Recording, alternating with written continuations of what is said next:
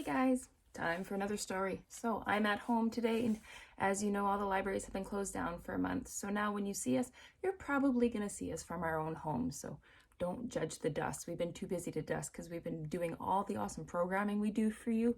So sometimes you just take what you can get. As you can see, the sun is shining behind me. It's a little chilly today, but you know what? The sun is nice and warm as my fat cat is enjoying her little sunny spot. So today's story was a story that we had a request for. And you know what?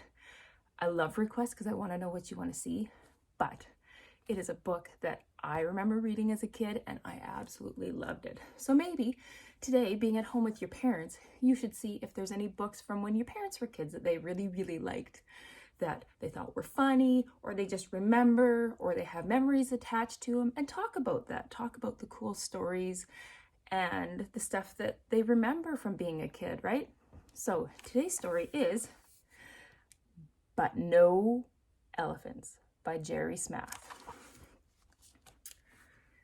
Grandma Tildy lived all alone. She worked hard every day. She had no time to play.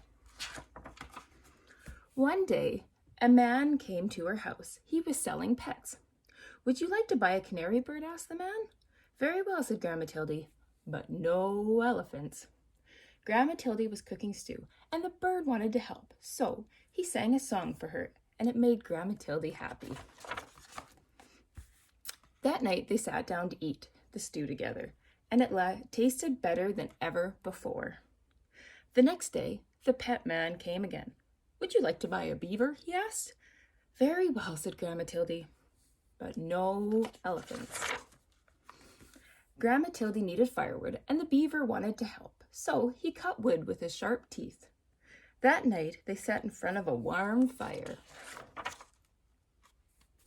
Grandma Tildy went shopping, and she met the pet man again. "Would you like to buy a turtle?" he asked. "Very well," said Grandma Tildy, "but no elephants." Grandma Tildy was tired. The turtle wanted to help, so he carried her home on his back. That night, Grandma Tildy washed the turtle and put him to bed. The very next day it rained hard, and the roof started to leak. Then someone knocked on the door. It was you-know-who. "Would you like to buy a woodpecker?" the pet man asked. "Very well," said Grandma Tildy, "but no elephants." The woodpecker wanted to help, so he nailed the roof down tight, and the dripping stopped. That night, they all danced together in the warm, dry house. The days got colder and colder, and Grandma Tildy put food in jars for the winter. "I don't like the cold," she said. Just then, the pet man appeared. "Would you like to buy an elephant?" he asked. "He's the only animal left, and I must leave before it snows."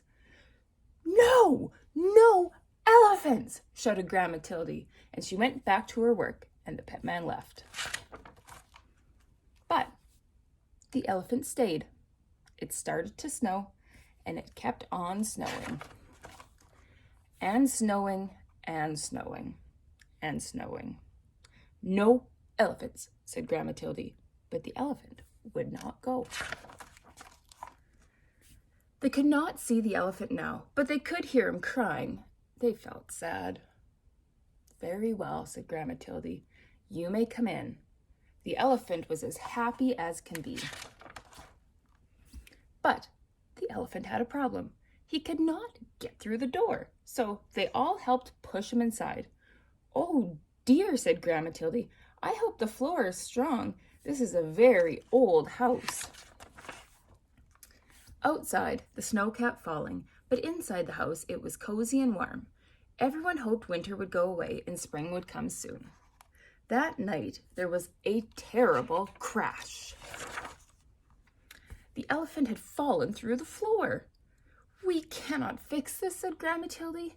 "You will just have to stay here." The winter was long, and soon the firewood was gone, and the elephant was always hungry. He kept eating and eating and eating until all the food was gone. "We cannot leave or it will freeze," said Grandma Tildy. "We cannot stay or we will starve. What are we to do?" The elephant felt sorry. Then he thought of a way to help. He started to walk. He walked and he walked and he walked and he walked. And when they stopped, they were in a warm, sunny place. Ooh, this looks awesome. And this is where Grandma Tildy and her friends are today. The end.